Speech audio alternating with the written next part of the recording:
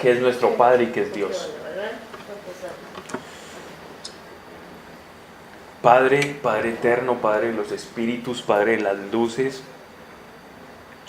te amamos, que se hable aquí tu palabra,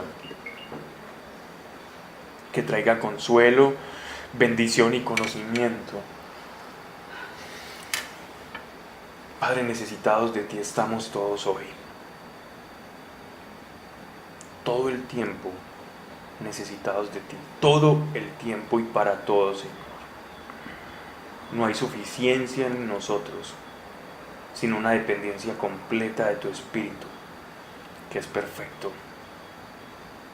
Gracias, Padre, porque ninguna oración de nadie ha sido desechada. Padre, ayúdanos a aprovechar las herramientas que nos has dejado. Y Espíritu Santo, no permitas que desperdiciemos la palabra que hemos escuchado. Que no seamos necios al escuchar y no practicar, al escuchar y no buscarte, porque acumulamos más y más sobre nuestras cabezas. Padre, gracias. Aquí tu palabra solamente, Señor, y tu voluntad, en el nombre de Jesucristo. Amén. Amén. Amén. Somos pocos, así que va a ser fácil hoy. Bien, estábamos en Ezequiel capítulo 13, ¿cierto? Sí, señor. Ezequiel va a ser un poco repetitivo, como ya se han dado cuenta. Entonces, aunque entre profecía y profecía Dios nos va revelando algo nuevo, está hablando casi que sobre lo mismo, y es sobre lo inminente de la destrucción de Jerusalén, del culto idolátrico y de cómo las consecuencias del pecado han llevado a su pueblo a la destrucción, y que no es su voluntad llevarlos a la destrucción, sino que Dios hace pesar sobre el pueblo las obras de sus manos. Cuando yo me alejo de Dios, entonces yo estoy sometido a leyes naturales. Cuando yo me alejo de Dios, yo me salgo de una esfera de protección y de leyes espirituales, de las leyes del reino, y paso a estar sometido bajo las leyes naturales de la causa y del efecto. Y la mayor causa y efecto, o acción y consecuencia, en la naturaleza del ser humano es que del pecado, naturaleza, acto, la consecuencia es la muerte.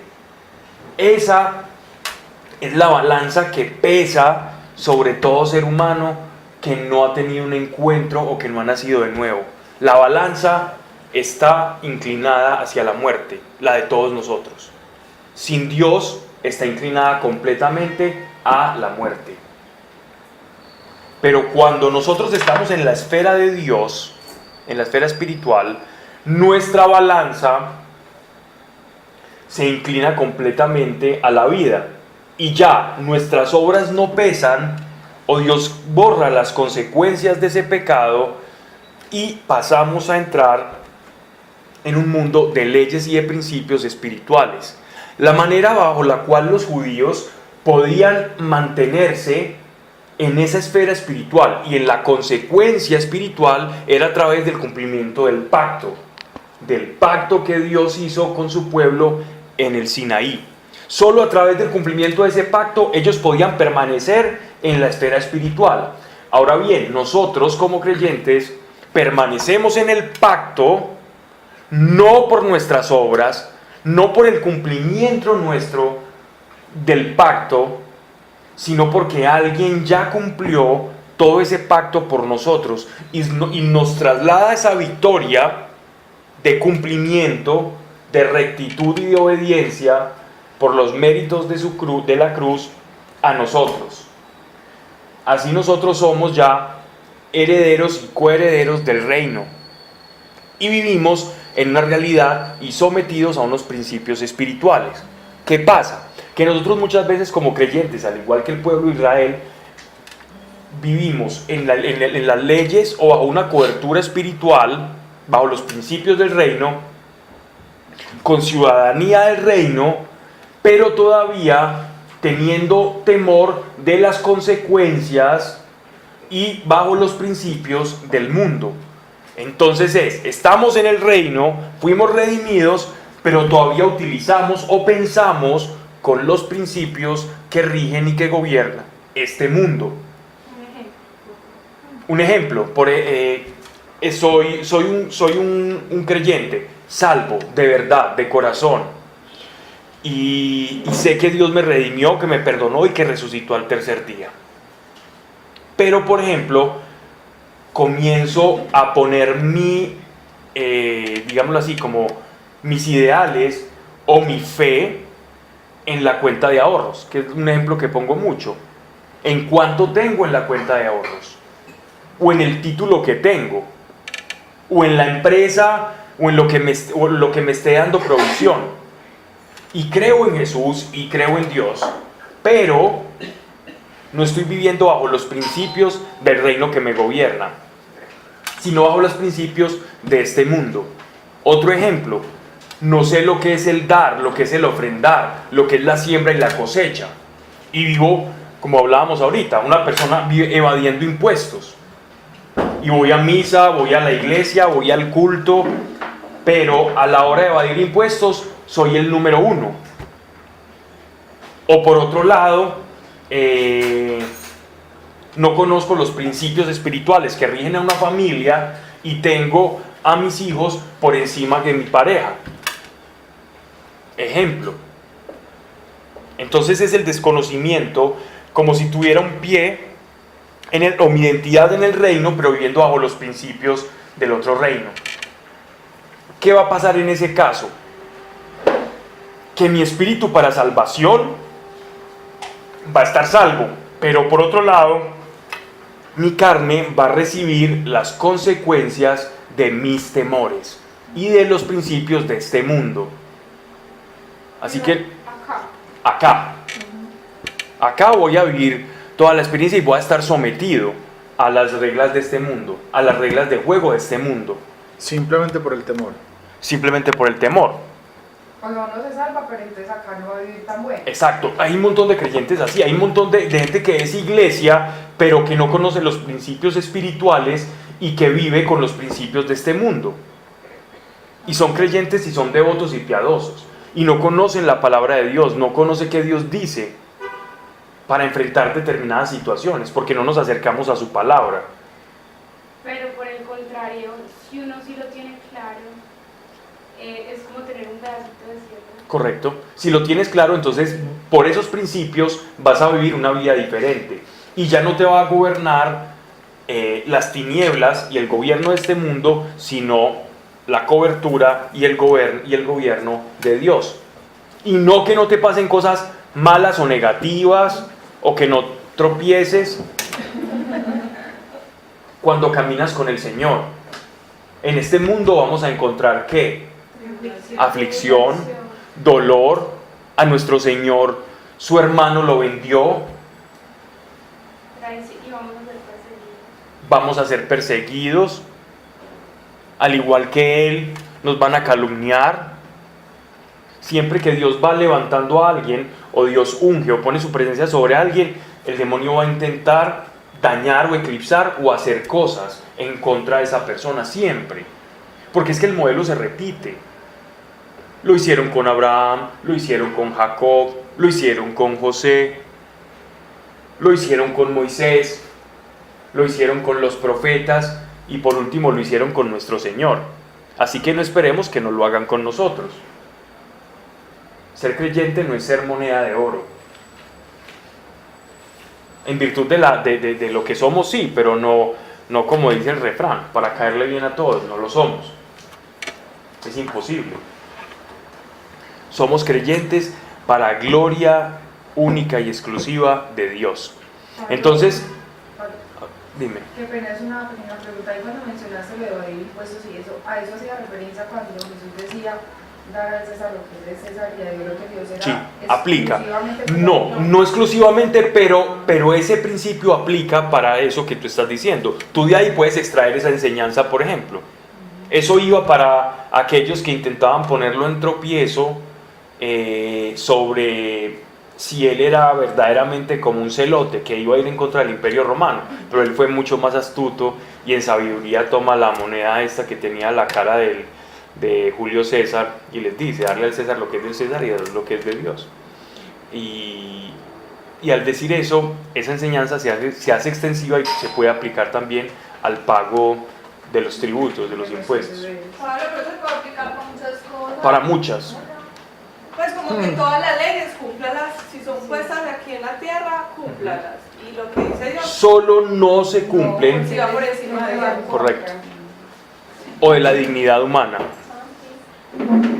Por ejemplo, entonces como el gobierno aprobó el aborto, entonces yo voy a abortar porque Dios dice que al César lo que es de Dios, lo que es de Dios. No, de Dios es la vida. Entonces hay un principio que está por encima de toda ley. De hecho, cuando uno está estudiando derecho, en las primeras clases que te enseñan en derecho civil los principios generales del derecho. Por eso se dice que el derecho está sustentado a través de unos pilares o unos principios, ¿ya? Y de la misma forma en Dios y en la vida en Dios hay unos principios y esos principios se van produciendo como unas leyes, ¿no? Entonces es mejor conocer el principio. ¿Algo más? Bien. Entonces, ¿qué pasa con el pueblo de Israel? Vamos a ver que es muy repetitivo las profecías sobre la destrucción, pero a ellos les pasaba lo mismo que nos puede pasar a nosotros. Para ellos era muy fácil salirse del pacto, porque mientras uno está viendo el poder de Dios manifiesto en el pueblo, en la tierra, en la presencia de los sacerdotes, del ofrecimiento de los sacrificios, cuando Dios los libraba de guerras, cuando les ayudaba y podían sentir su presencia habitando con ellos en el lugar santísimo, era fácil.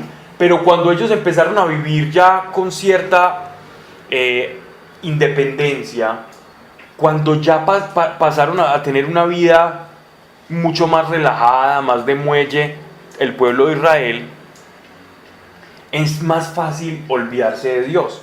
Y es que mire que cuando uno está más necesitado es cuando más está pegadito a Dios. Cuando tienes un pariente enfermo, cuando estás pasando una situación complicada, es cuando más espirituales parece que nos volvemos. Pero cuando yo voy teniendo mi vida ya como más tranquila, más muelle, más relajada, entonces esa dependencia de Dios comienza como a resquebrajarse. Y empiezo a vivir en mi autosuficiencia. Y en medio de esa autosuficiencia es que muchas veces nos vamos perdiendo y nos vamos distrayendo. Y son esas distracciones las que se empiezan a ir acumulando y mi relación con Dios se vuelve completamente esporádica. Y sí, soy una buena persona de principios, pero mi relación con Dios completamente resquebrajada. Y esto le ocurría al pueblo de Israel, igual que nos ocurría a nosotros. Y cuando les ocurría esto, entonces ya se iban olvidando del Dios de Israel y solo en momentos difíciles lo buscaban. Y como ya no podían encontrarlo porque habían violado el pacto, entonces se iban detrás de dioses extraños, de dioses extranjeros, de los dioses asirios, de los dioses egipcios, de los dioses cananeos, de cualquier tipo de deidades, a ver si ellas también le podían ayudar. Y es todo este caldo de años, de relajación, de frustración, de mezcla de otras nacionalidades allá en Israel, que empiezan a producir todo esto de lo que Dios está hablando y que se va a hacer repetitivo.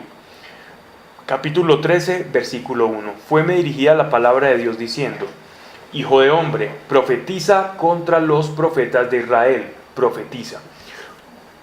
Nótese algo, cuando él dice aquí profetas de Israel, no se está refiriendo a Israel del norte, se está refiriendo a los que están exiliados junto a él, no a los que están allá metidos en Jerusalén, que van a estar a punto de ser invadidos por Nabucodonosor, sino que se está refiriendo a aquellos que están en el exilio en Babilonia, porque allá llegaron algunos disque profetas. Esta profecía va en contra de ellos. Y es algo bien interesante porque Dios, cuando con los profetas, es como que Dios primero les da la visión y la palabra, y cuando el profeta la habla, la misma palabra profetizada comienza a producir lo que antes fue una visión. Es como que Dios utiliza al profeta para que selle la palabra, para que sea el último testigo del cumplimiento de la palabra de Dios. Hijo de hombre, profetiza contra los profetas de Israel, profetiza y di a esos que profetizan a capricho suyo. Oíd la palabra de Dios. Cuando dice a capricho suyo, ya nos están dando una idea, y es que eran falsos profetas. ¿Qué es profetizar a capricho? Hablar lo que quieren ellos. ¿Y con qué objetivo? Con conveniencia también. Con conveniencia. Entonces, a capricho es cuando estas personas profetizaban tranquilidad y un periodo de paz, estos profetas, para que todo el mundo los viera de buena gana. Mientras que el profeta que profetizaba la verdad, todo el mundo lo veía como el raro del paseo, y aparte de eso, como el que está profetizando cosas nefastas. Y además la verdad que estaban ahí. Claro, y lo apartaban.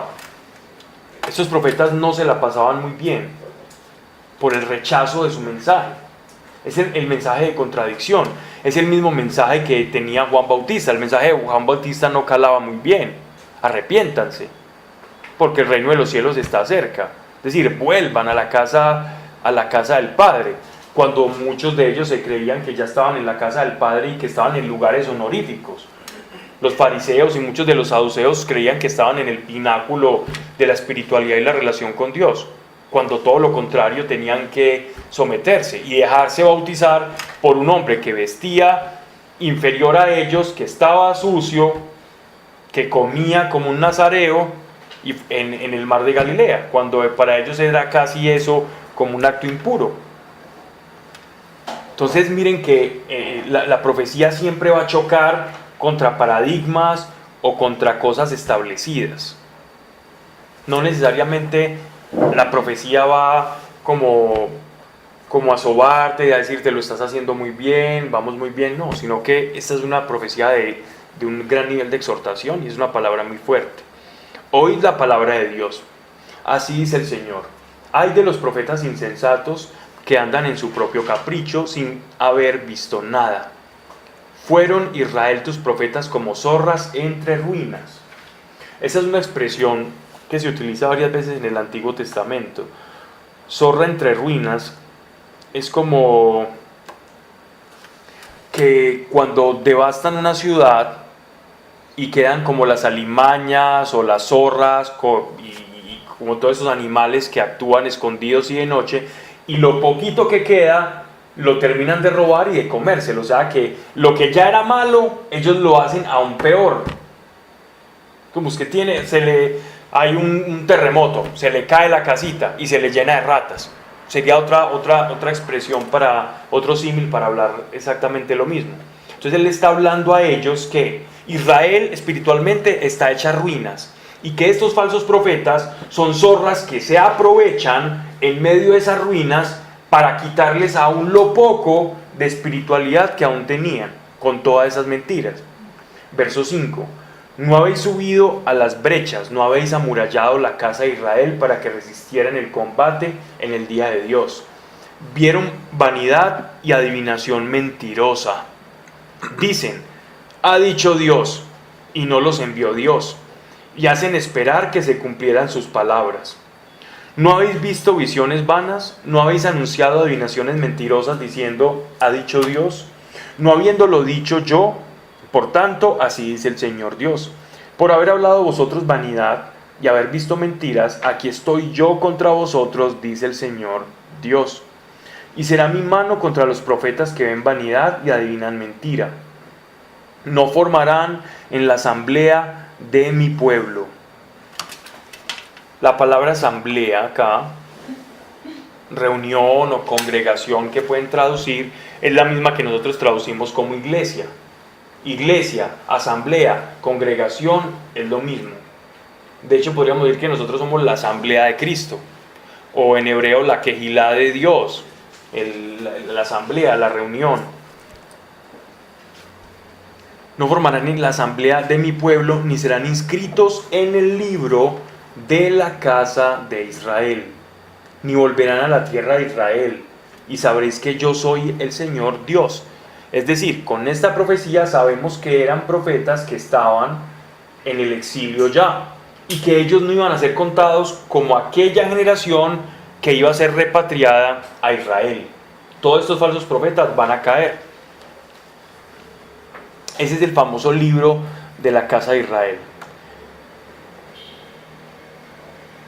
Por tanto, por haber engañado a mi pueblo diciendo paz, no habiendo paz, y porque mientras mi pueblo alzaba una pared, ellos la jarreaban con barro.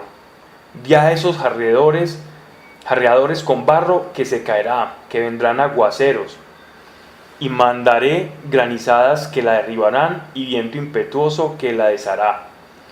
Y cuando caiga la pared, no os dirán, ¿dónde está la argamasa con que la cubristeis? Y por tanto, así dice el Señor: yo en mi furor desencadenaré la tempestad, y vendrá en mi ira un aguacero impetuoso, y caerá furioso el granizo para destruir. Y derribaré la pared que vosotros revocasteis, la echaré a tierra, y quedarán al descubierto sus cimientos.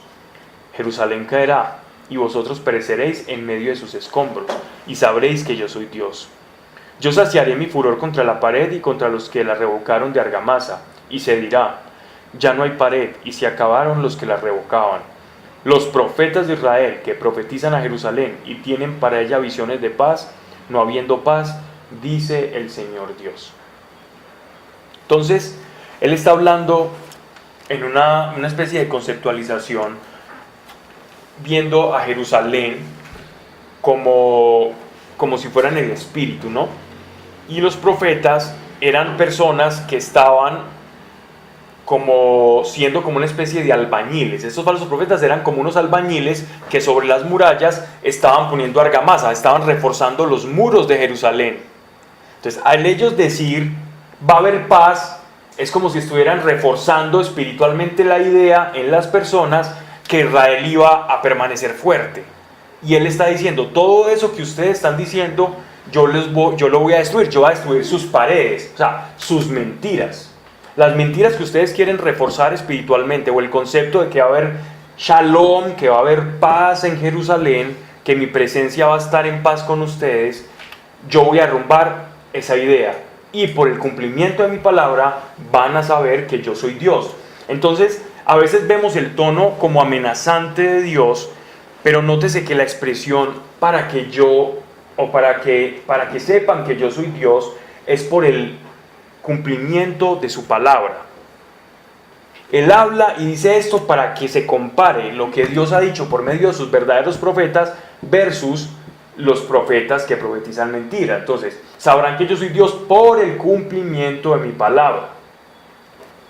La amenaza como tal, recuerden que es producto de la consecuencia. Cuando Dios los aleja de una realidad a través de un cumplimiento de un pacto, ellos están en la protección de Dios, alejándose del pacto, caen a la merced del peso de sus obras. Y por el peso de sus obras, ¿qué se obtiene?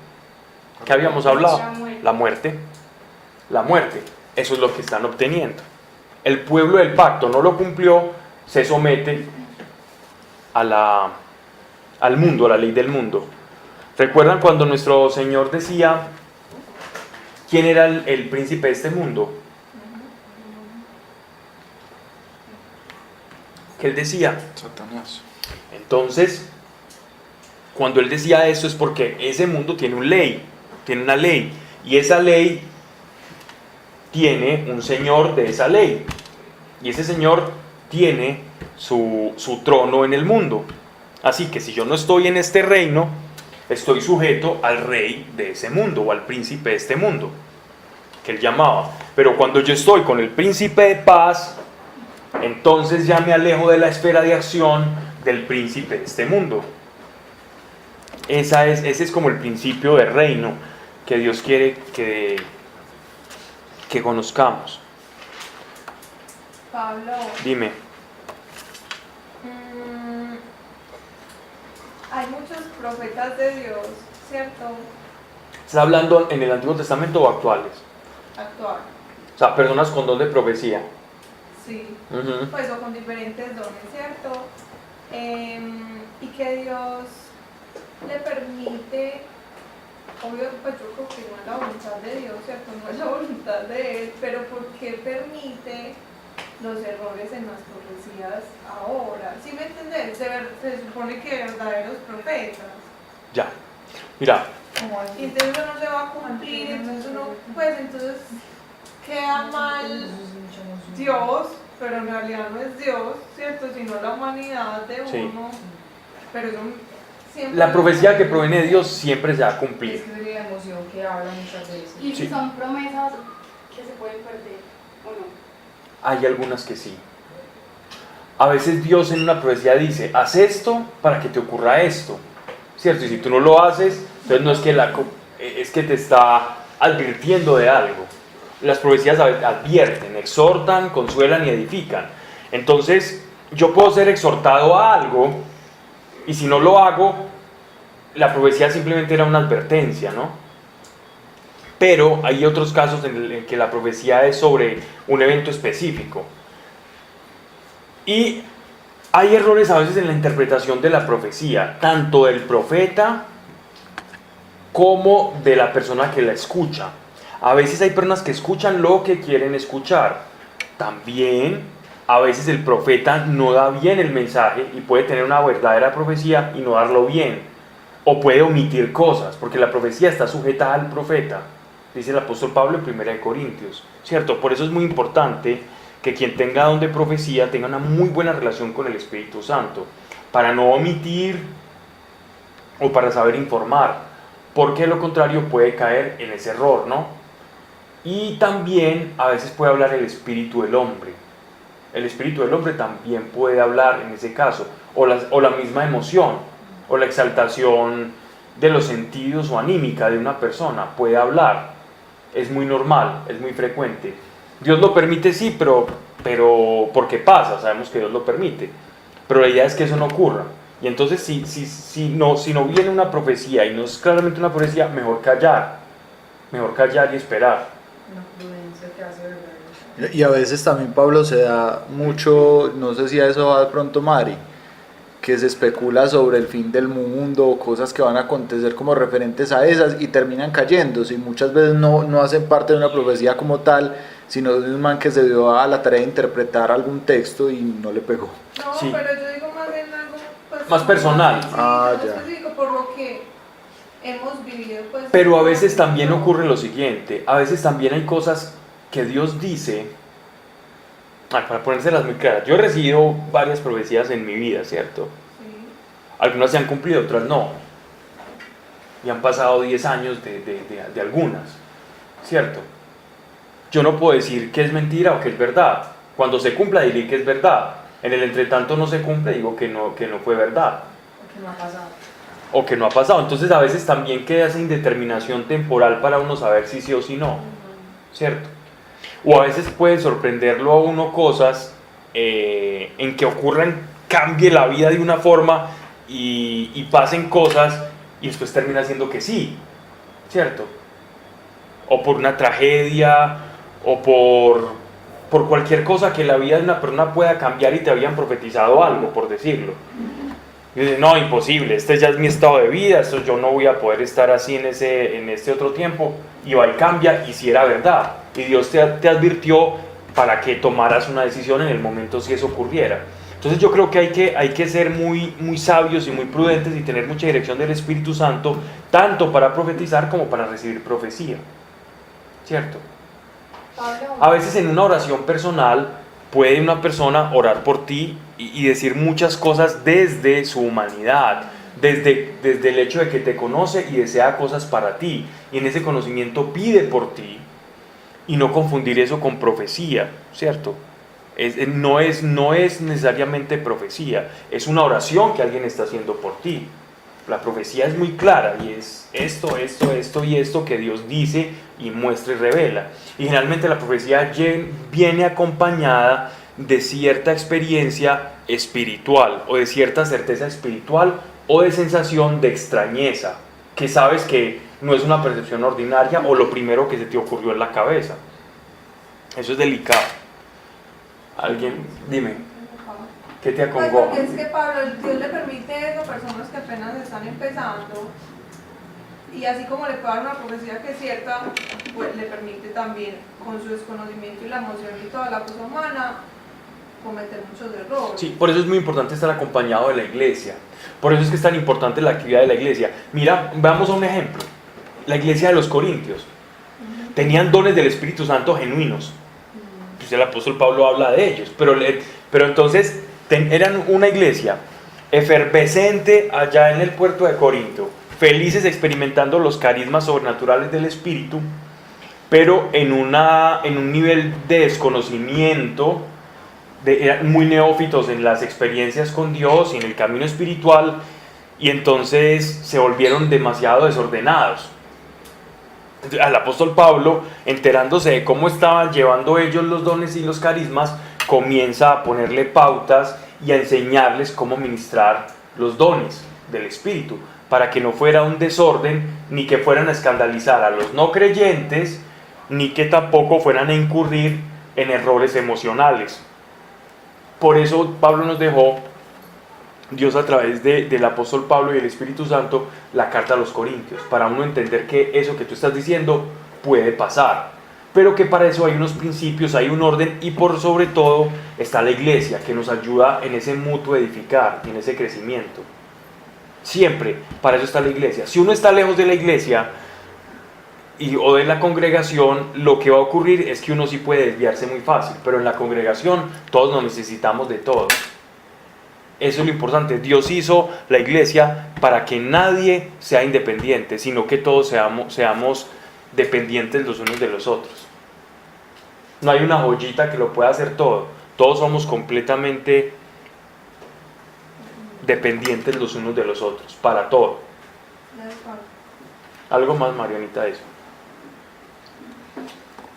Cuando se presenten esos casos, la iglesia es el mejor refugio, porque la iglesia evalúa, la iglesia ayuda, mira esto sí, esto no, me pasó esto, entonces eso te ayuda también a afinar, porque los dones se afinan, los dones del Espíritu y los carismas, en ese entendimiento se pueden ir afinando, no como si fueran un poder que tienes que saber manejar, no, pero sí tu naturaleza y tu carnalidad y tu alma y tu parte humana, que interfiera poco a la hora de los dones. Ese es el trabajo, y para eso ayuda la iglesia.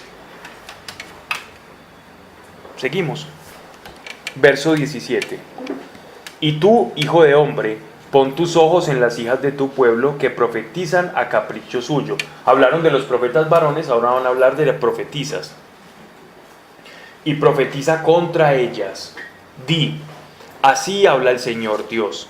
Hay de las que se hacen cintajos para todas las articulaciones de las manos y lazos sobre la cabeza.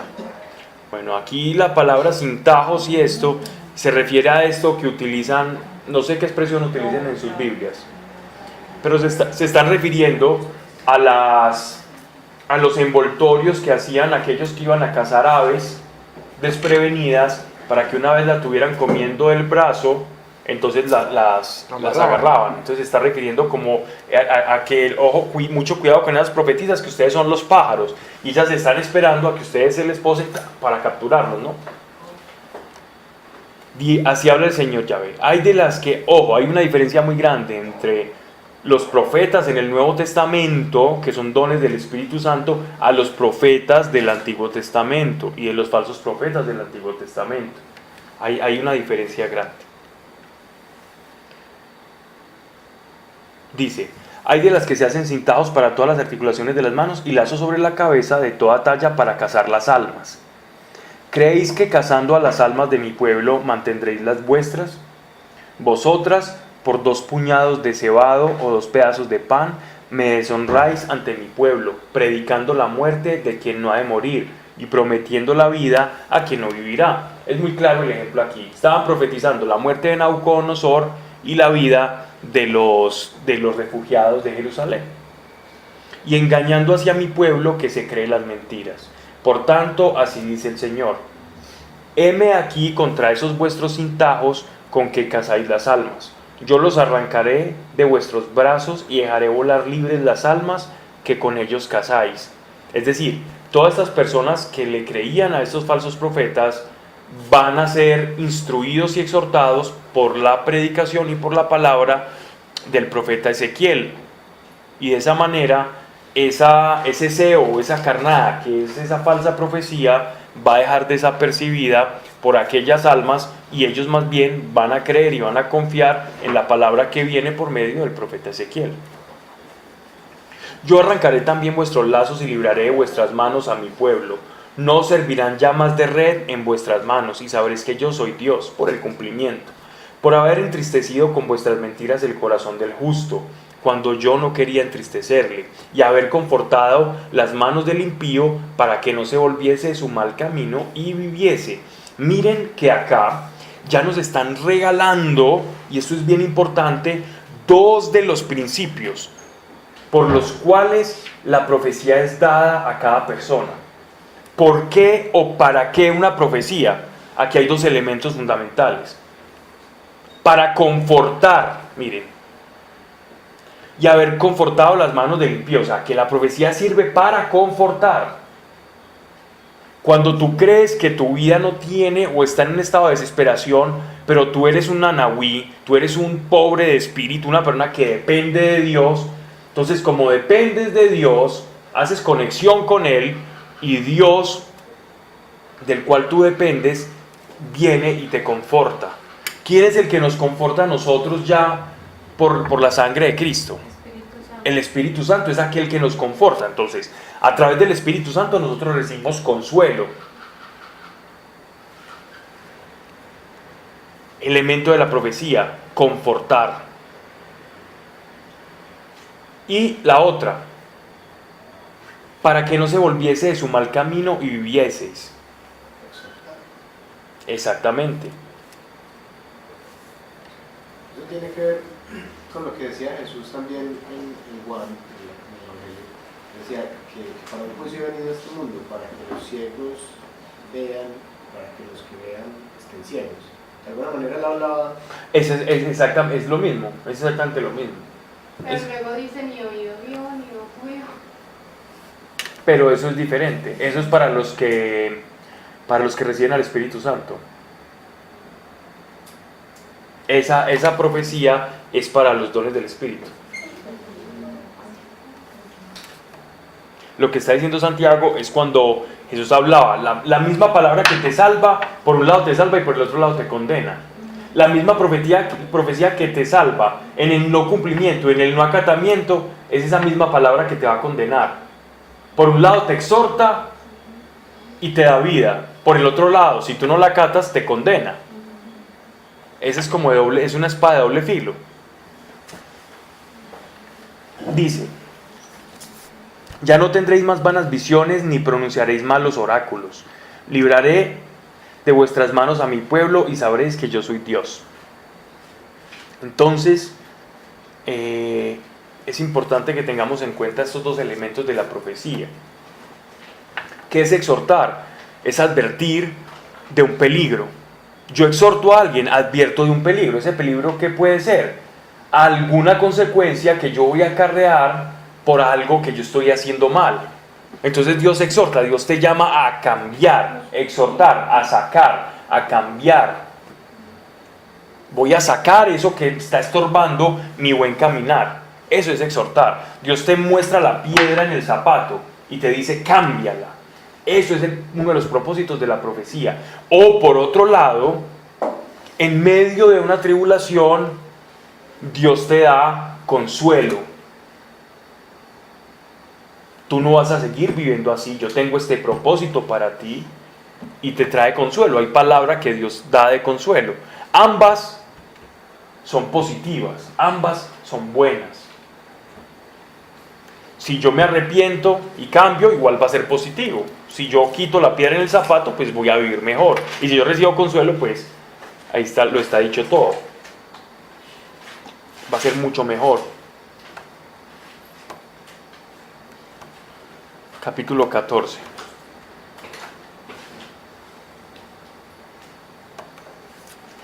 Después de esta predicación de Ezequiel, ya muchos ya comenzaron a escucharlo más. Ya él tenía más personas que lo estaban escuchando. Esa exhortación y ese mensaje ya había calado en parte de la asamblea de Israel. Y ya él era empezado a tener en cuenta como un verdadero profeta.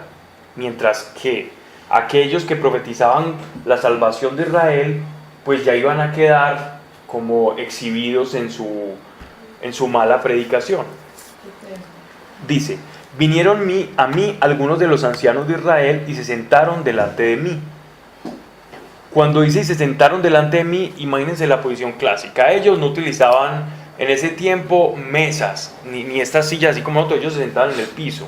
Ellos hacían como una especie de morritos en las casas con el mismo barro, y ahí se sentaban y se recostaban. Cuando nosotros nos imaginamos la última cena, generalmente nos imaginamos una mesa grande llena de cosas servidas y todos comiendo ahí en una mesa de madera. Ellos no utilizaban eso. Jesús en la última cena tenían un tapete en el cenáculo y todo un montón de cosas en el suelo, sin cubiertos, sin tenedor, con algunos platones, y todo lo compartían con la mano. Lo untaban con la mano y tenían ciertos ritos para comer, y el que estaba presidiendo la cena se encargaba de repartir el primer pan. Ahí en eso es cuando él dice: aquel que está poniendo el pan en mi plato, porque Jesús estaba repartiendo y partiendo el pan, que era como el anfitrión, el rabino, el maestro que les iba a enseñar y les iba a repartir como el primer bocado. Eso se hacía en la Pascua, siempre precedida o del padre de familia o del rabino de la sinagoga, o el maestro de la sinagoga. Ese era nuestro Señor. Así que cuando nos imaginemos una cena de estas, es así, todos sentados en el suelo, comiendo con las manos, y entregándose y compartiendo todo, y untando cositas con cositas. Así deberíamos de la cena de Navidad. Ya tenemos el tapete. Kosher. Sí, súper. Bien. Mira, es que mi vida acá capítulo es una introducción, y es que ni Noé, ni Daniel, ni Job orando librarían al pueblo de la ruina. Por lo que va a decir más adelante. Por lo que va a decir más adelante. Y pues que o sea, como mejor dicho, ni orando todo el mundo, ya lo libra. Porque es que porque Dios ya dio la sentencia. Ya hay una sentencia sobre Jerusalén. Él ya no está predicando exhortación. Él ya dice: vaya, profetice, diga lo que va a pasar. No, porque ya les dijo durante 300 años: arrepiéntanse.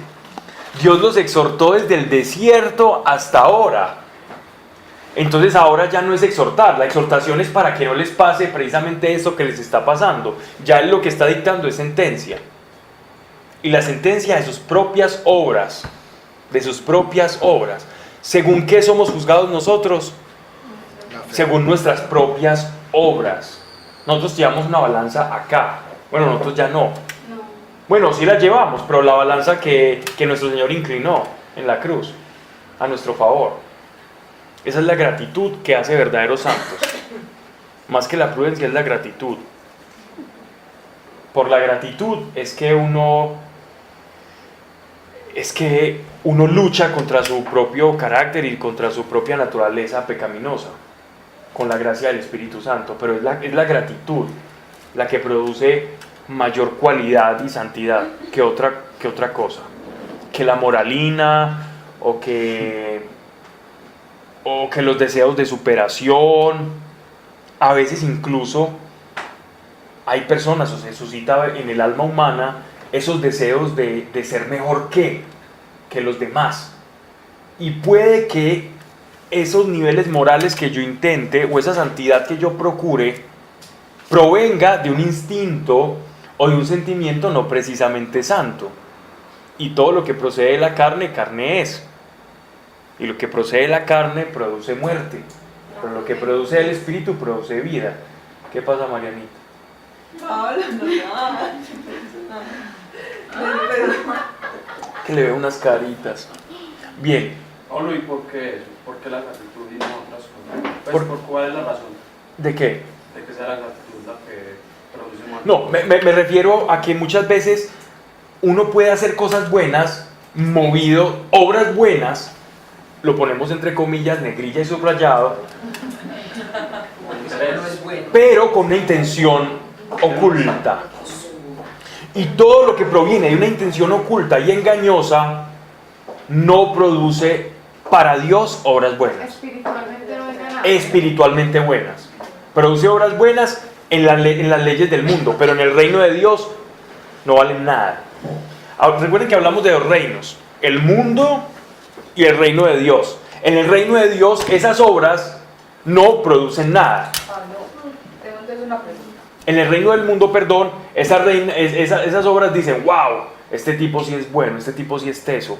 Ayunó 40 días y 40 noches, se rezó 40 rosarios. Este tipo alabó 3 días seguidos. Ya no vive sino de agua dulcita y pan. Y con eso se sostiene. Qué tipazo, este tipo sí es un hombre de Dios, digno de imitación. Lo que no sabemos es qué lo está moviendo a hacer eso. Solo Dios conoce el corazón. Sari, perdón. Tengo entonces una pregunta con respecto a eso. A ver, hay una parte, si no estoy mal en la Biblia, donde dice como que, donde Dios dice como pruébenme en eso, cuando es como El diezmo. Listo, bueno, pero entonces no voy a... Es la única frase donde Dios dice eso, bueno, en toda la entonces Biblia. No es del diezmo, sino como de que así no, la persona no sea creyente si la persona recibe, como la ley de la siempre la... Correcto. Listo, entonces hasta ahí estamos claros. Y ya miraremos si las obras que estamos haciendo las queremos para el reino de Dios o para acá, para la tierra. Pero entonces si alguien hace una obra, es para acá, para la tierra, para que lo admiren y eso, igual va a recibir recompensa Claro, en la tierra. acá toda la va a recibir, toda. Pero no solo de que, ay, wow, tan chévere, no, sino como de recibir también. de recibir. También va a recibir. Todo lo que tú siembres vas a cosechar. En género y en especie, lo mismo. Y de hecho los evangelios dicen eso. Pablo dice, si usted hace las cosas para que lo alaben, ya va a obtener el premio. fruto. Ese es su premio. Pero entonces, exacto, mejor es tener premios espirituales. Yo les contaba en estos días, Pablo, que yo estaba reuniendo ropa de ilusión para regalar.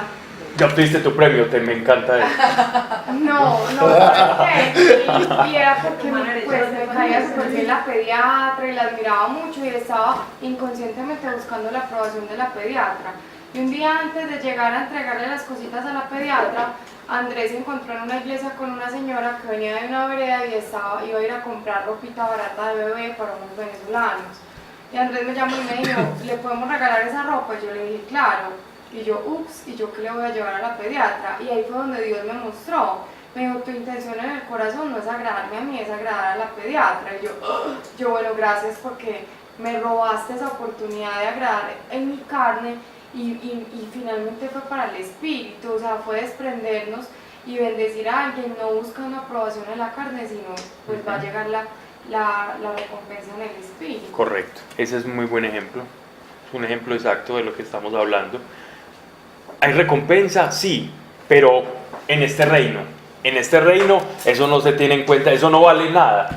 No, en este reino eso no produce.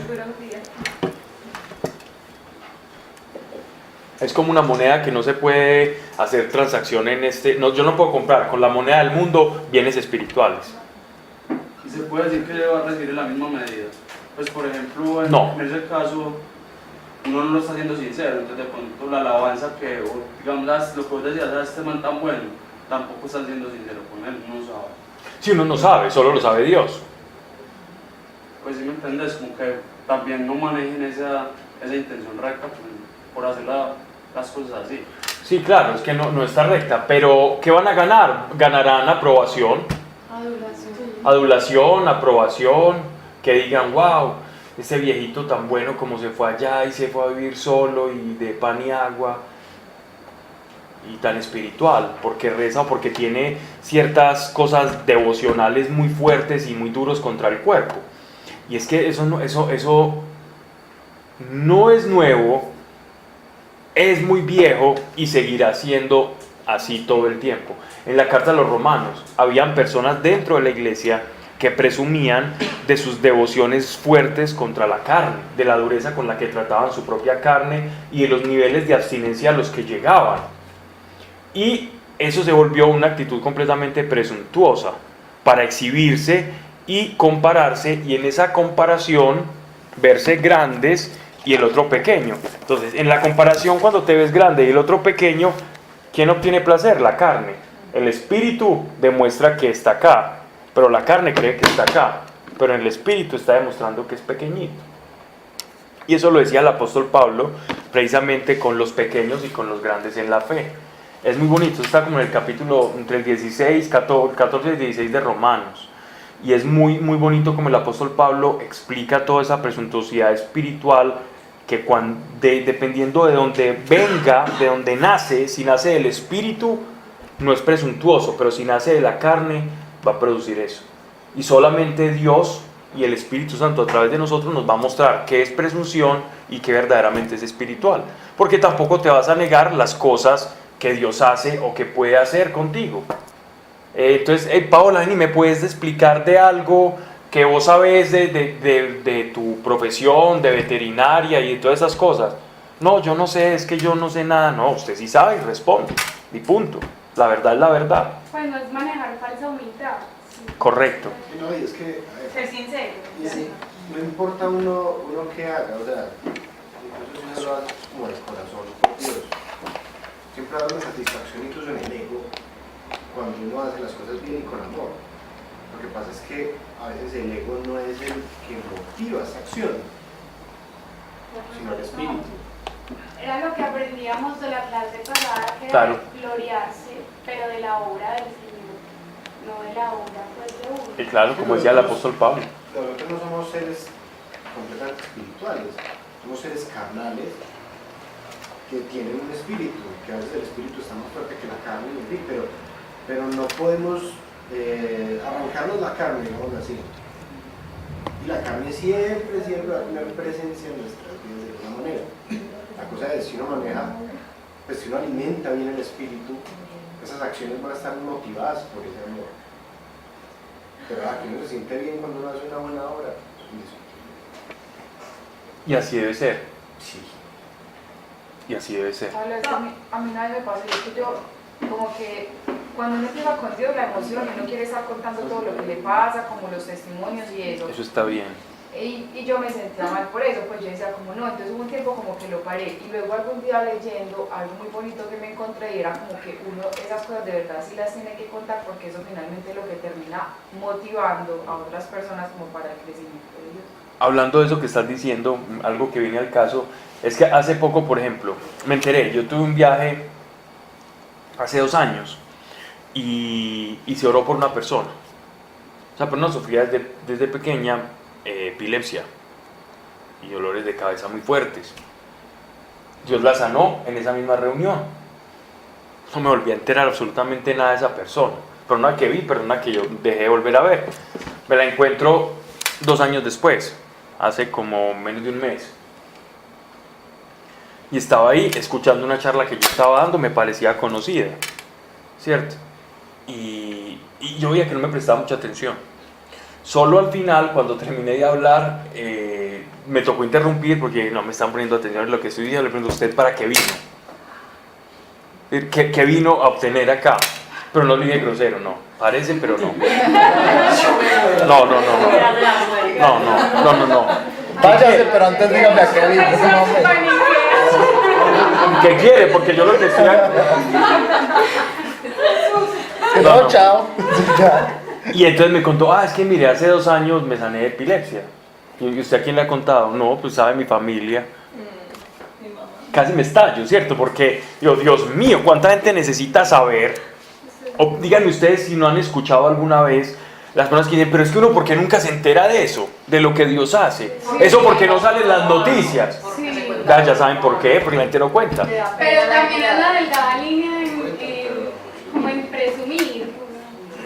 Pero porque No, Dios me sanó, ¿de qué vas a presumir? No, y sabes una cosa, Manu, por eso Pablo decía ahorita el agradecimiento, porque de un corazón agradecido no va a salir vanagloria. Claro.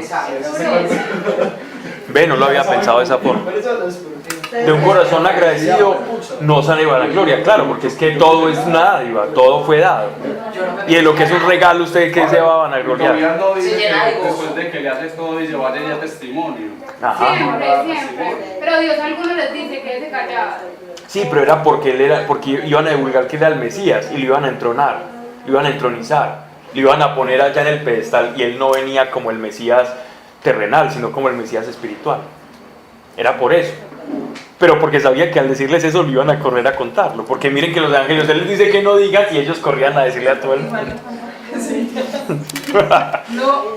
Entonces es interesante porque mira, y a mí yo me ponía a reflexionar sobre ese evento y yo decía, wow, si yo tengo una enfermedad desde niño, que sé que es incurable, y me sano, mejor dicho, ese teléfono se quema.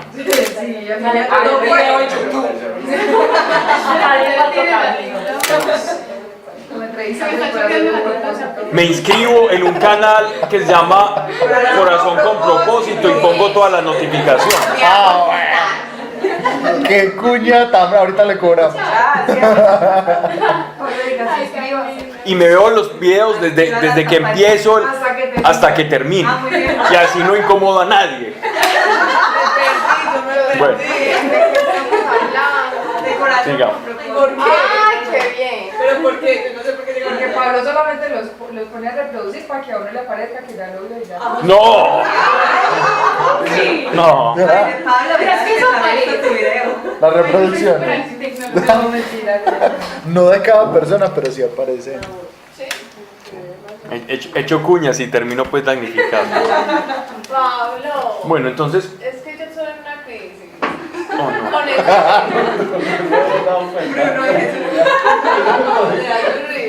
¿Cuál crisis, Marianita?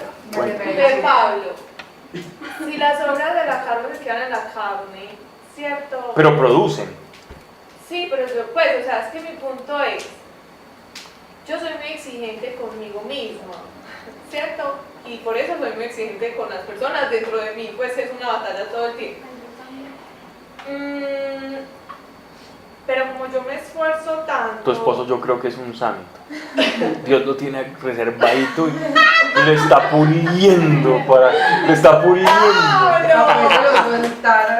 Entonces,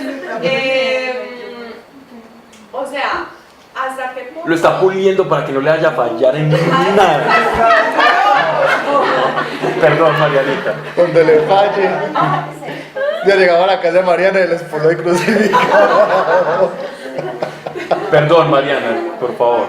Continúa. Pablo, entonces, o sea, a mí me preocupa, pues, yo en estos días he estado pensando mucho, bueno, ¿hasta qué punto yo debo esforzarme o esperar a que simplemente el Espíritu Santo me cambie? Porque yo escucho algo y yo trato de aplicarlo, ¿cierto? Excelente. Pero entonces, ¿hasta qué punto es algo que yo me estoy forzando y que es en la carne y que no va a dar fruto y que, pues, No, ¿me entendés? excelente, excelente. Muy buena la... Significa que tú te tomas todo demasiado en serio. Adiós. Y eso está bien. Ahí ya empezamos bien. Porque la carne no quiere tomarse las cosas en serio. La carne no se quiere tomar a Dios en serio. La carne todo lo contrario. La carne quiere que Dios sea un relajo. Porque la carne busca eso. La carne busca el placer. La carne no busca ni siquiera la paz. La carne busca el placer. El espíritu busca la paz. Sí, Pablo, pero mira que estás haciendo el ejemplo No, vamos de en- los que ayunan, de los que no sé qué, ¿cierto? Y todo ese tipo de cosas. Pero ¿cuál es el Por la ejemplo? intención. Exactamente. ¿Qué es lo que estoy comparando? No estoy poniendo en tela de juicio ni el ayuno, ni la oración, ni el ascetismo. O sea, el apartarse para buscar a Dios. No lo estoy poniendo en tela de juicio. Lo que estoy poniendo en tela de juicio es la intención con la cual yo lo estoy haciendo. Pero sin caer en la culpabilidad. No, estamos hablando solo de intencionalidad. Es decir, si yo lo estoy haciendo con la intención de sentirme superior a los otros, entonces todo ese ascetismo y toda esa oración no me va a servir de nada. Si yo lo estoy haciendo para conocer a Dios y conociendo a Dios, saber cuál es la voluntad para mi vida, lo estoy haciendo con una recta intención. Entonces, el problema no es en hacer o no hacer, sino la intención con lo cual yo hago o no hago. tomarse las cosas en serio es correcto. Pero igual voy a orar por... O el problema, o el problema también que se da Para que tenga un Pablo buen lomo. al verse uno como caminando bien con Dios y empezarse a sentir mejor que delante de Dios que otras personas. Pablo, igual yo siempre lo corregiría, ¿no? Dime. Como En algún momento. cuando uno tiene esa intención, Dios corregiría, ¿no? Sí, correcto. El Espíritu Santo. En una clase de Biblia, en una charla. Puede pasar. Sebastián, respóndeme por favor ¿Qué le respondo? esa pregunta, ¿Cuál? la que yo hice. Ves que en estos días hablaba con Mari. Yo le decía que a Mari que ella a veces se toma la interpretación de ciertos pasajes muy literal, Ajá. al punto que puede terminar como dirigiendo ella misma en qué se está formando y no permitiendo en ciertos casos de pronto que sea Dios quien la lleve. Entonces, en ese orden de ideas, ella se autoflagela espiritualmente mucho. ¿Sí? Y- Puede conllevar a.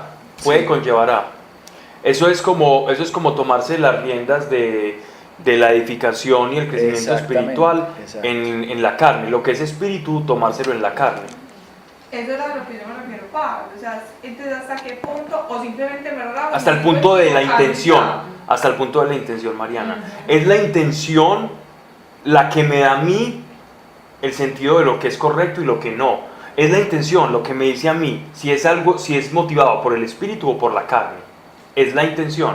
Entonces, miremos la intención con lo cual hacemos algo. Miremos la intención. ¿Cuál es la intención que precede mi acción o mi búsqueda espiritual o la búsqueda de la santidad, de la perfección o el conocimiento de Dios? ¿Cuál es mi motivación?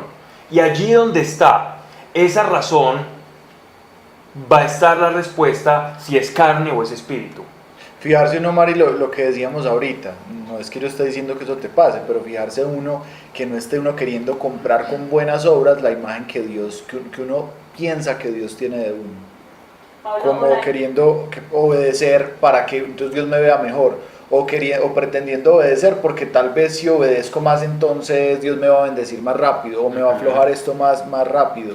Sino que volvemos a lo mismo que decía ahorita Pablo, y yo creo que es que el sentimiento de agradecimiento es muy puro, porque cuando yo obro por agradecimiento, estoy obrando, en otras palabras, por amor, en función de que recibí algo de Dios, que me llenó el corazón de amor y la vida de amor, entonces yo devuelvo eso mismo que Dios ya me dio a mí primero. Ahí yo creo que uno se cura en salud de un montón de cosas, no cuando uno, porque es que a veces uno puede caer, y en función de la carne, en pretender comprar como favores espirituales con cosas que parecieran ser muy piadosas y en realidad no lo son. No digo que te esté pasando, pero son cosas a las que hay que prestar Entonces, que yo lo atención. único que quiero es que Dios me pueda usar más, ¿cierto? Entonces, que me cambie más, pues como está bien. Ah, bueno, entonces no te cargues tanto. La respuesta es más simple. Dependa más de él. Ay, Pablo, sí, no, porque es que donde yo llego al problema, o sea, de 8. claro, ¿Hasta qué es que punto? si en la Biblia me Hago dice yo, eso, si yo tengo un claro. principio, pero entonces yo lo puedo aplicar, pero entonces si el Espíritu Santo todavía no me quiere trabajar en eso, entonces yo me esfuerzo más, entonces... Ok, ya entiendo, mira. se me- Ve, me te cambia. digo una cosa, Paulín, yo le decía en estos días a Mari, algo que vos alguna vez me dijiste, suéltese, relájese. Yo le decía a Pablo, pero es que me da miedo soltarme, relajarme y embarrarla. Pablo me decía, Sebas, el Espíritu Santo está con usted, no lo va a dejar embarrarla. Entonces, Alguien me decía a mí también que si la embarra tendrá propósito. exacto, o sea, no es como tratar de autorregularte, porque es que entonces como que le estás diciendo al Espíritu Santo, venga, déjeme que yo ya sé cómo es la cosa. Y de cierta forma estás como tratando de poner tus propios límites cuando Dios justamente quiere enseñarte libertad. No libertad para que peques, pero sí una libertad donde vos puedas caminar, como decía ahorita Pablo, guiándote por principios, sino por normas estrictas que te van a cuadricular la vida con Dios y se va a volver un camino de una frustración, Mari, que por experiencia te lo digo, no te lo recomiendo ni cinco. Muchos eligieron ese camino y se cargan mucho más. Y hay otra cosa. Cierto día llegó un papá que tenía una familia, varios hijos, y un hijo de ellos dijo, papá, yo quiero que me enseñes a manejar una cuenta de ahorros. Y el papá le enseñó. Y el niño aprendió sobre finanzas, aprendió a ahorrar su dinero, su mesada, a meterlo en una cuentica de ahorros y a producir a través de esa cuenta de ahorros los intereses. El niño crece un poquito más y le dice al papá que le enseña a manejar. El papá dice, yo te voy a enseñar a manejar. Lo lleva, le da vuelticas, le enseña a parquear, el niño ya se siente muy bien. Y cierto día el niño le dice al papá, ya joven, adolescente, dice, bueno papá, yo ya tengo unos ahorros, yo ya sé manejar, necesito que me regales un carro. Y no, ok, y le regala el carro. Y el hijo se va de la casa y no vuelve a estar con el papá. Y lejos del papá, él estrella el carro, se da cuenta que todo lo tenía con el papá, pero lo único que logró, lo que quería buscar o en su corazón, estaba buscando era independizarse del papá para ser autosuficiente. Y en esa autosuficiencia, creer que era más espiritual, cuando el más espiritual era estar al lado del regazo del papá, en el cuidado y en la cobertura del papá. Ese lo era todo. Por eso te hablaba de la dependencia, ¿no? Vengamos entonces, sigamos. Vamos a... Te vas a preguntar algo, ¿no? No, iba a decir como algo de la intención, que si uno identifica la intención, lo que decías pues como ahora, que cuando la intención no es de la carne, no del corazón para agradarle a Dios, porque cuando hablan de la intención de la carne es, bueno, yo voy a hacer esto para que el prójimo pues me lo reconozca, para el reconocimiento, y que cuando es del corazón uno muchas veces no espera nada a cambio, pues uno lo hace de corazón si Dios va a orar o no lo va a hacer. Sí. Y pero siempre lo va a hacer. eso. Así, y eso es lo que quería decir. O sea, que si uno lo hace de corazón, uno siempre tiene como que esperar, así Dios lo haga. Siempre uno tiene que esperar. Eso está muy bien dicho. De hecho, toda obra buena que nace del Espíritu no es mezquino, no es malo esperar de lo que yo haga. No es malo. Si Dios dice que si tú haces esto, va a pasar esto, entonces no es malo, porque Dios ya lo dijo, espérelo. Si Dios dice que tú lo haces por esta motivación, vas a tener una recompensa. Pero que vas a sentir mayor gozo si buscas otro tipo de recompensa. Pablo, Perdón, gaseosa. A mí, por ejemplo, me encanta hablarle a la gente del diezmo. Entonces, yo puedo aprovechar y decirle a la gente, veas que Dios dice... Bueno, puedes dar una charla en estos días del martes. Yo le puedo decir a la gente, como Dios dice, que si usted diezma, Dios lo va a pues como... O sea, yo puedo decir, como utilizar eso para decir a la gente como... No puede, debe, porque es que eso es lo que dice Dios. Usted simplemente va a replicar lo que Dios dice. Y es la única parte en las escrituras donde Él dice, probadme. O sea, que eso lo puedo decir yo, ponga a prueba a Dios, de plata, de... Mariana, buscar superarse está muy bien. Buscar aplicar todos los principios es lo que todos tenemos que hacer. Siempre. Pero la vida cristiana no es estar en el nivel 1, 2, 3, 4, 5, 6, 7 con Dios. Yo puedo pasar de ser un incrédulo a estar en el nivel 7 con Dios, porque soy el más dependiente de Él. O puedo creer que estoy en el número 7 porque llevo una vida de santidad, castidad y obediencia, y alejado de Él también. Bueno, vinieron a mí algunos de los ancianos de Israel y se sentaron delante de mí. Se me vienen ejemplos a la cabeza. El ladrón, el hombre que está acusado de traición al imperio romano, que está en la crucifixión, era el hombre más desdichado y más terrible, pero al mismo tiempo el más afortunado, porque halló gracia en un momento perfecto. Y ese hombre no tuvo ni tiempo de correr la buena carrera del apóstol Pablo.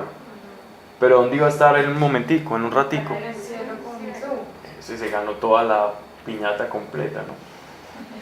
Ahora también Manuela Velázquez cuenta un testimonio que ella estaba cargada como con algo similar y que ella sintió el cansancio y que ella dijo... ¿Y dónde lo cuenta? Pues me lo contó a mí. No entendiste. Próximamente.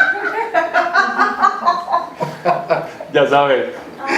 Y entonces, No, esta vez no, Meli estaba muy concentrada en lo que estaba diciendo.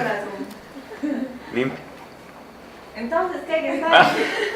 Manuela cuenta. Estaba muy cargada. Se va a reír cuando por escuche algo- esto. Por algo así. Entonces Manu me dijo que ella, en el cansancio, ella dijo, Dios, gracias porque tú me amas como soy. Y que ese día se le quitó el cansancio de estar persiguiendo ser algo que... Entonces ella dijo, Dios, gracias porque me amas como soy, ya. O sea, recibió el amor de Dios y es como que puedo ser amada por ti y soy suficiente. Yo creo que es como soy suficiente y ya.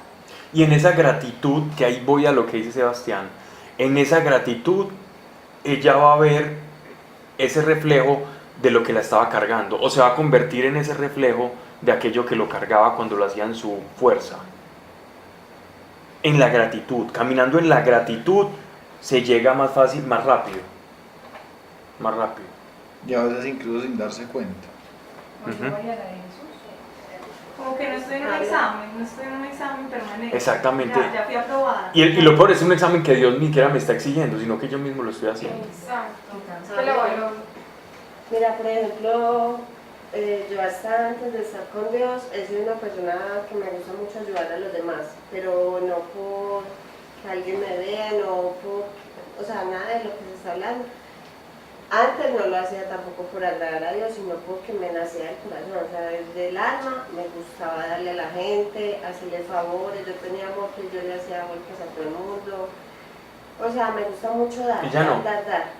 Ahora me encanta mucho más y ahora estoy en una situación de mi vida que no puedo servir con nada, o sea, no tengo ni para mí en muchas cosas, no puedo salir casi de mi casa, y la situación pues está difícil. Pero estás hablando de servir, ¿qué? Cosas materiales. No, o sea, yo no siento que yo le esté aportando nada a nadie en este momento, incluso yo le decía... ¿Cuántos hijos tienes tú? Alejandro y Felipe. Entonces, por ejemplo, como no podía salir porque Felipe encerrado, cuidándolo porque no puedo dejarlo solo. O sea, de los ¿Y tú sientes que no le aportas nada? Pues a ellos sí, a ellos sí, que más que no puedo trabajar por cuidarlos. Pero yo ya le ofrecí eso a Dios y le dije, si no quieres que trabaje, no lo voy a hacer y lo hago con gusto y son mis hijos y entrego mi enfermería por mis hijos y lo hago con amor. Pero por ejemplo yo le decía a Paola en estos días, o sea, a mí me gusta tanto ayudar a la gente, póngame a hacer alguna cosa que les lleno, o sea, no tengo que ayudar. Yo te tengo la solución. Y no tengo que dar y eso me hace sentir mal, porque o sea, a mí me nace hacerlo. Tengo la solución para ti. Dile a Dios que te multiplique. Que te multiplique, es decir, que te haga ser varias personas y que puedas servir, que puedas ser tres tú, una sirva a tu casa y otra sirva a otras personas y otra se vaya a otro país a servir. Esa es la solución.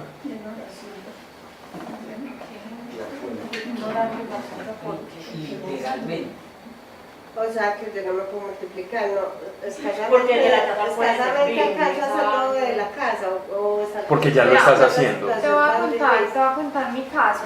Yo le dije a Dios un día, yo tengo una bebé de 5 meses que me demanda 24/7. Y yo le decía a Dios, yo le estoy sirviendo a Lucía, estoy sembrando a Lucía muchas cosas, pero yo también te quiero servir. Y empezó a aparecer gente diciendo, María, ¿te puedo contar algo? Sí, claro. Puedes orar por mí todo el tiempo. Y ahora no hay una semana que no aparezcan 3 personas que necesiten un consejo, una oración o ser escuchadas. Y yo dije, gracias Dios, porque te estoy sirviendo.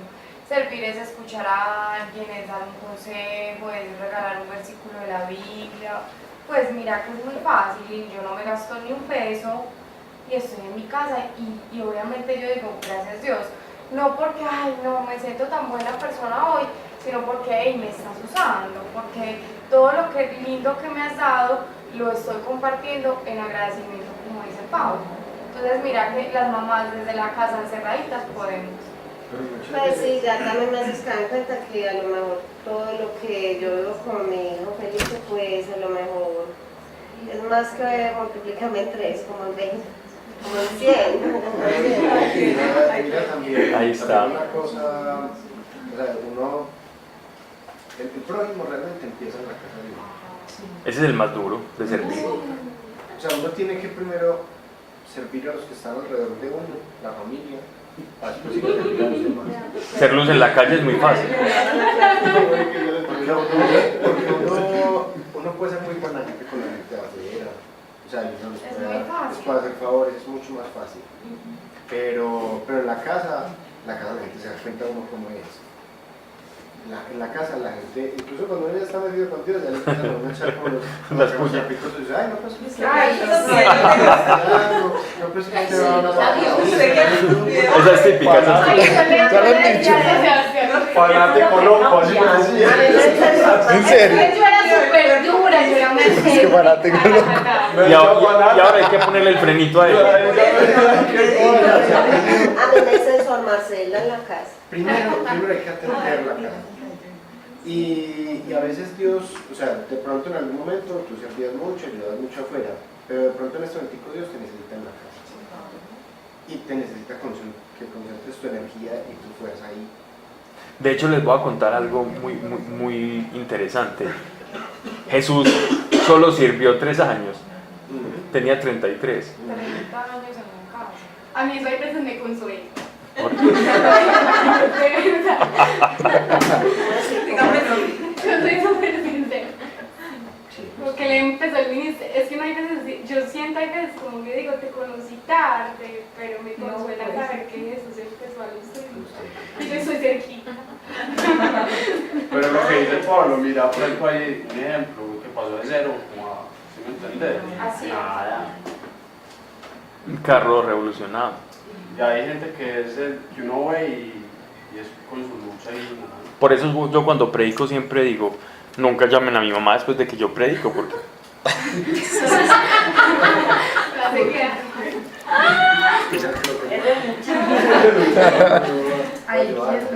ese me dejó el desayuno servido, ese me respondió grosero, ese no me paró bolas, luz en la calle, oscuridad en la casa, mucho cuidado con eso. Eso es por eso es que es mejor servirle allá, para que no le digan a uno, qué feo que le digan a uno luz en la calle, oscuridad en la... No. Primero hay que hacer luz en la casa y el laboratorio de Dios es la familia. Fue la más difícil porque después está más que... Esa Eso es lo que está más amor. le conocen a uno. Pero creer tú y serán salvos tú y tu familia. Ay, sí, gracias a Dios. Eso me Es una promesa. ¿Qué crees que serán Tu casa. Y tu casa. Bueno, para terminar, todo esto surgió de que los ancianos, y que está hablando de que ellos comían en los tapetes y todo eso, porque dice, versículo 1, vinieron a mí algunos de los ancianos de Israel y se sentaron delante de mí. Lo reconocí, esto de sentarse delante de mí es que lo reconocieron como un rabí, lo reconocieron como un profeta a Ezequiel. Él estaba sentado en sus meditaciones y en su oración, en su día, seguramente en las oraciones matutinas de agradecimiento del que hacen los judíos, y se le acercaron en rondo los ancianos, o sea, se sentaron a él como a escucharlo, a ver qué tenía para decirles, como reconociendo que él es profeta.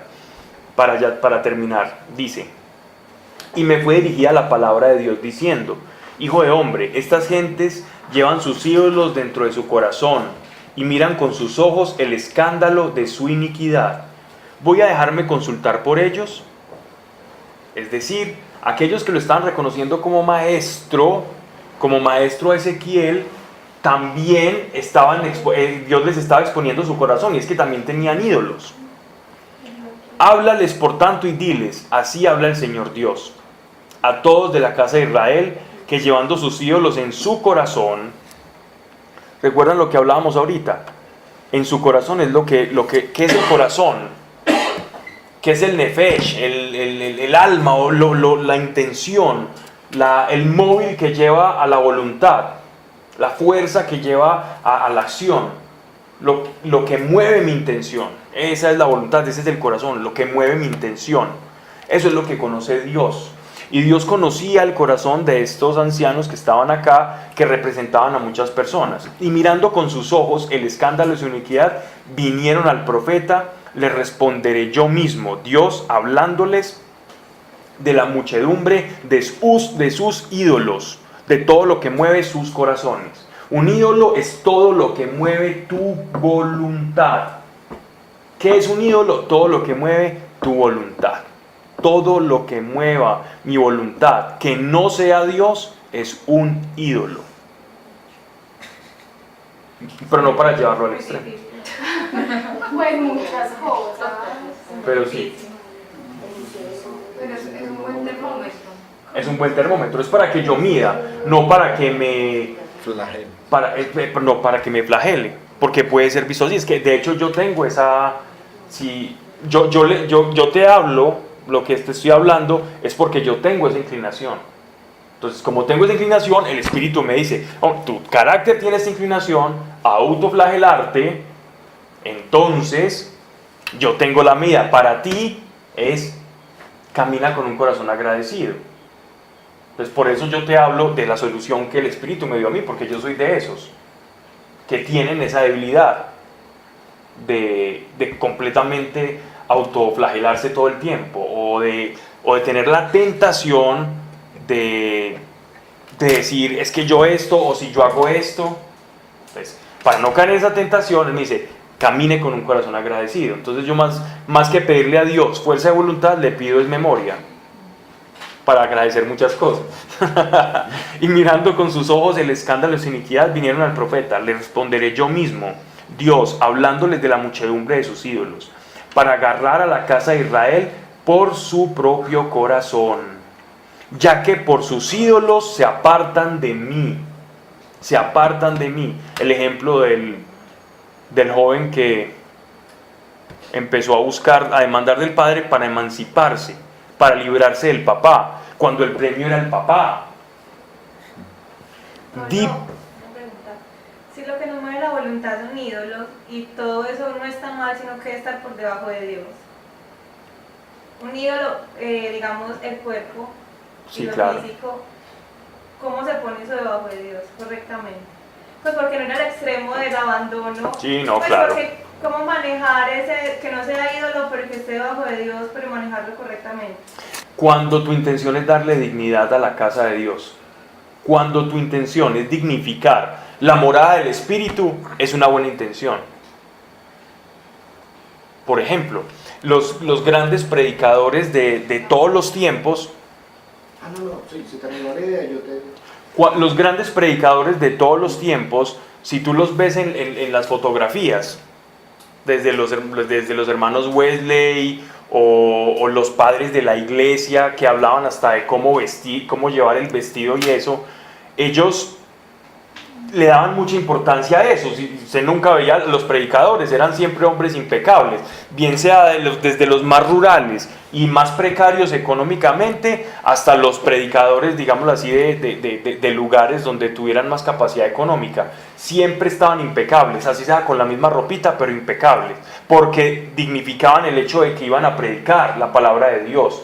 Entonces su intención no era, ay, miren cómo nos vemos de bonitos, o a veces como critican muchas veces al ornamento sacerdotal y eso, que por qué se visten así, ponen las cosas bonitas. No, es para darle dignidad por la calidad del mensaje que están dando. Entonces, su intención o la motivación de su voluntad es dignificar el cuerpo por aquello que es receptáculo de un mensaje que es santo, y como es santo, entonces debe permanecer cuidado, ¿no? En esa medida puedo tener el cuerpo en cuanto a dignidad. Esa es una intención, claramente espiritual.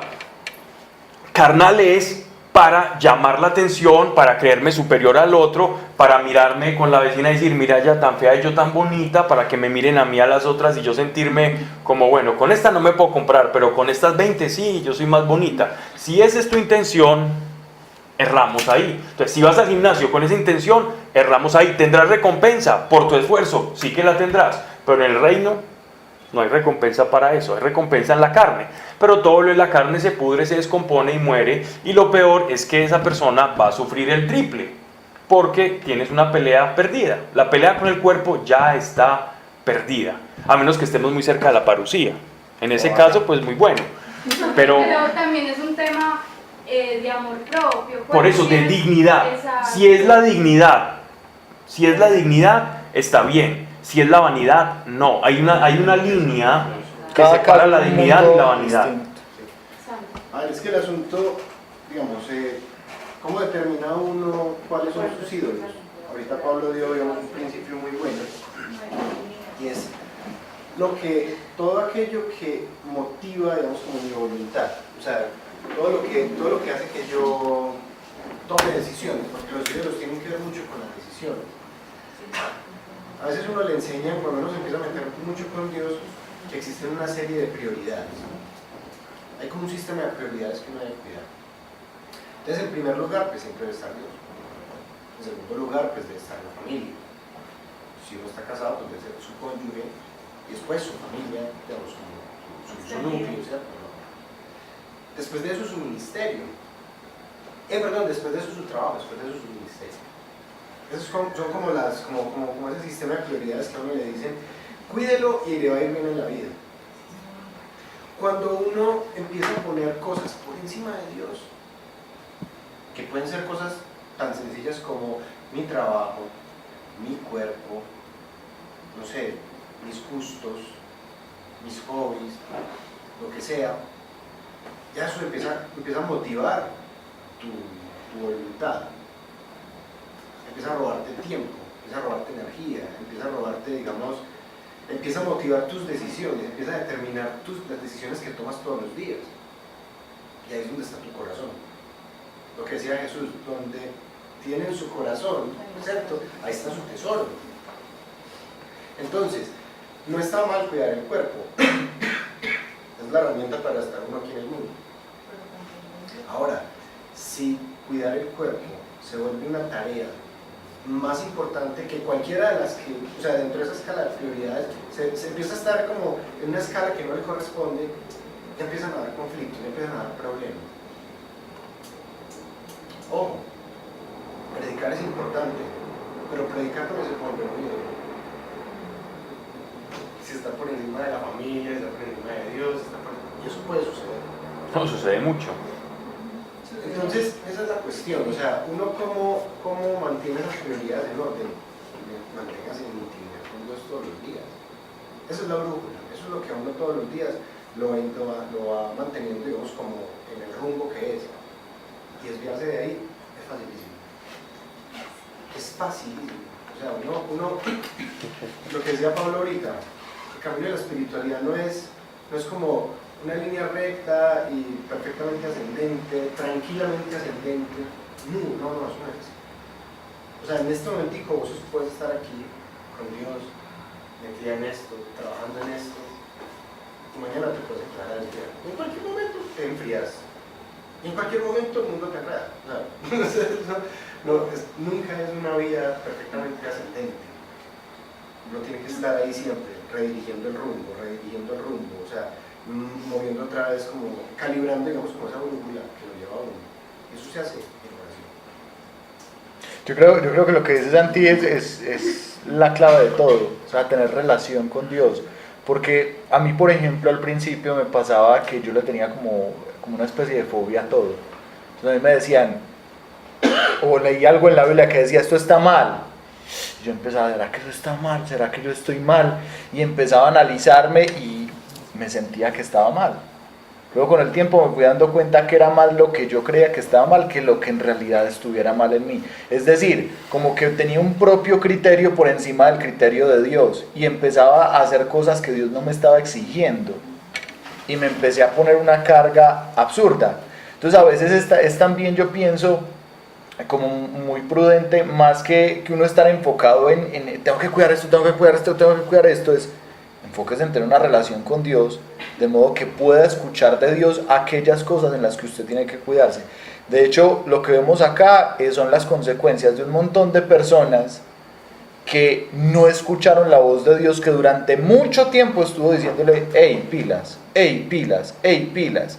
Y ellos, guiados por lo que pensaban y por lo que creían que era bueno y agradable delante de Dios, hacían y no se daban cuenta en qué momento empezaban a utilizar ese amor que tenían por Dios para facilitarse la vida y obtener ganancias de las personas.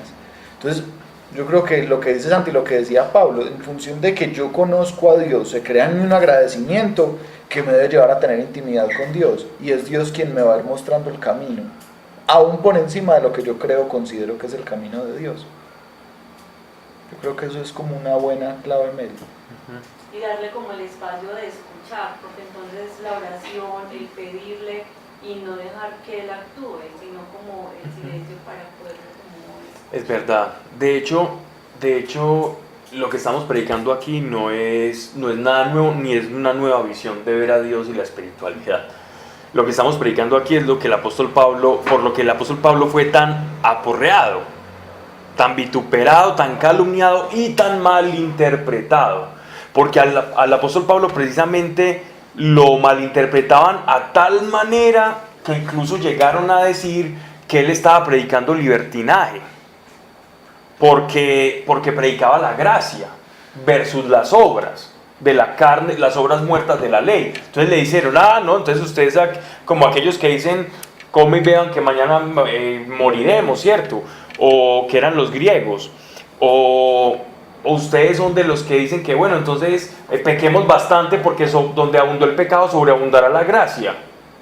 Y lo malinterpretaban, y él está diciendo, no, de ninguna manera eso es lo que yo estoy diciendo ni lo que estoy enseñando. El solo hecho de tener un corazón agradecido te va a hacer, o el entender la gracia, es que para comprender la gracia uno tiene que estar agradecido. Aquel que comprende la gracia camina agradecido. Cuando uno todavía no ha comprendido la gracia o no ha tenido esa revelación de qué es la gracia, entonces uno todavía se va a poner carga sobre sí mismo para intentar cargar la cruz de nuestro Señor.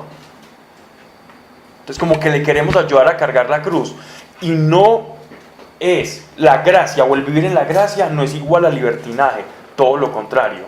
El que camina y está inmerso en la gracia va camino correcto a la santidad. Un buen entendimiento de lo que es la gracia me va a llevar a una santidad mejor, a una tranquilidad, a una paz de verdad. Cuando no, siempre va a estar cargado. Bien. Entonces, para terminar, vea lo que nos dio que hablar Ezequiel. Leímos como un capítulo y medio. Es que se nos va a rendir.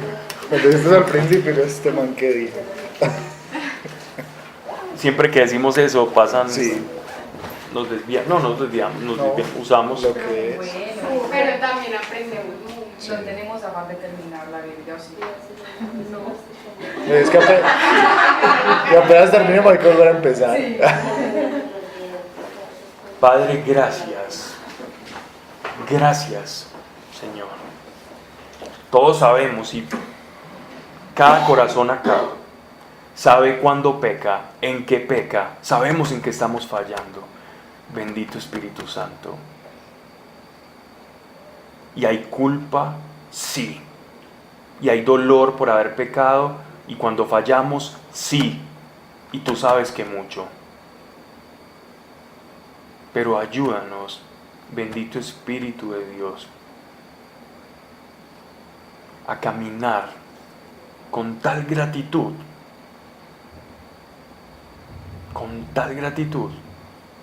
que proporcional a ella te amemos.